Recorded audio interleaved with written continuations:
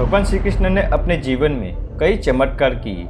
उन्होंने अपने जीवन में कई लोगों की जान ही नहीं बचाई, जबकि उन्होंने कुछ लोगों को जीवित भी किया था। सबसे पहला प्रसंग है गुरु सांदीपनि पुत्र पुनर्दत्त का, जिन्हें भगवान श्री कृष्ण ने जीवित किया था। द्वापर युग में श्री कृष्ण एवं बलराम ने सांदीपनि मुनि से शिक्षा ग्रहण की थी। गुरु सांदीपनि ने उन्हें वेदों के साथ ही कई तरह की विद्याएं भी सिखाई थी। शिक्षा पूरी होने पर परंपरा के अनुसार श्री कृष्ण ने गुरु को गुरु दक्षिणा देने का आग्रह किया। गुरु दक्षिणा में गुरु माता ने श्री कृष्ण से कहा कि मेरे पुत्र पुनर्दत्त को वापस लाए, जो समुद्र में खो गए हैं। उसके बाद श्री कृष्ण बड़े भाई बलराम के साथ गुरु आश्रम से समुद्र तट पर पहुंचे, जहां से पुनर्दत्त गायब हुआ था। समुद्र देव ने बताया कि उसकी आत्मा यमलोक जा चुकी है। गुरु पुत्र को लौटाने के लिए श्री कृष्ण बड़े भाई बलराम के साथ यमलोक जा पहुंचे। वहां पहुंचकर यमराज से निवेदन किया कि पुनर्दत्त को लौटा दे।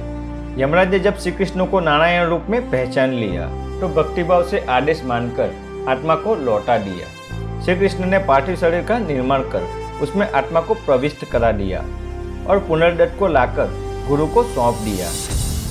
दोस्तों, दूसरा प्रसंग श्री कृष्ण के 6 भाइयों से जुड़ा हुआ है, जिसकी कंस ने हत्या की थी। माता देवकी ने श्री कृष्ण से अपने 6 दिवंगत पुत्रों से मिलने की इच्छा प्रकट की। भगवान श्री कृष्ण माता की इच्छा पूरी करने के लिए और अपने भाइयों को मुक्ति देने के लिए पाताल लोक चले गए।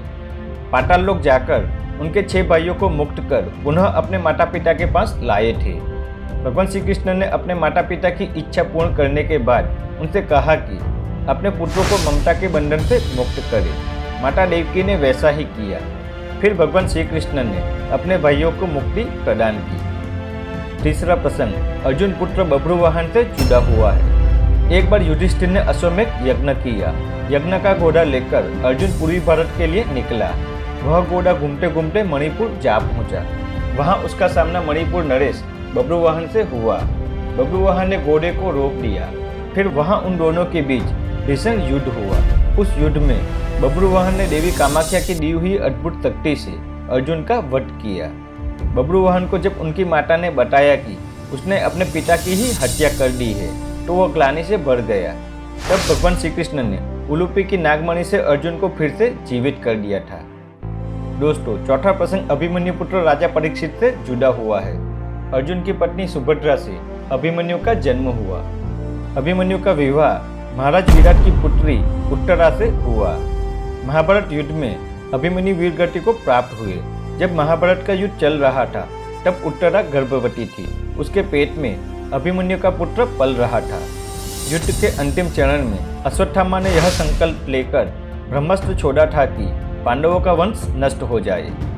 अश्वत्थामा के ब्रह्मास्त्र से उत्तरा ने मृत शिशु को जन्म दिया था, किंतु भगवान श्री कृष्ण ने अभिमन्यु पुत्र को ब्रह्मास्त्र के प्रयोग के बाद भी फिर से जीवित कर दिया। यह बालक आगे चलकर राजा परीक्षित के नाम से प्रसिद्ध हुआ। दोस्तों, पांचवा प्रसंग वीर बर्बरिक से जुड़ा हुआ है। महाभारत काल का महायोद्धा घटोत्कच पुत्र बर्बरिक इस संकल्प के साथ युद्ध भूमि की ओर निकला था कि जो भी पक्ष युद्ध में पराजित होता दिखेगा वह उसकी ओर से युद्ध करेगा। अपने 3 दिव्यास्त्र की शक्ति से वह अकेले ही पूरी सेना का अंत कर सकता था। श्री कृष्ण बर्बरिक की शक्ति से भलीभांति परिचित थे, इसीलिए ब्राह्मण वेश में जाकर बर्बरिक से दान में उसका शीश मांग लिया। बर्बरिक ने इस शर्त के साथ शीश का दान देना स्वीकार कर लिया कि वह बिना डट भी जीवित रहेगा। प्रकृति के विपरीत जाकर भगवान श्री कृष्ण ने इस असंभव कार्य को भी संभव कर दिया। बिना डट के भी बर्बरिक का सिर जीवित रहा और महाभारत का युद्ध अंत तक देखता रहा। ऐसी कथा है कि युद्ध के समाप्त होने पर यानी 18 दिनों के बाद श्री कृष्ण ने फिर से बर्बरिक के सिर को धड़ से जोड़ दिया था। आज उसी बर्बरिक को खाटू श्याम बाबा के नाम से पूजा जाता है।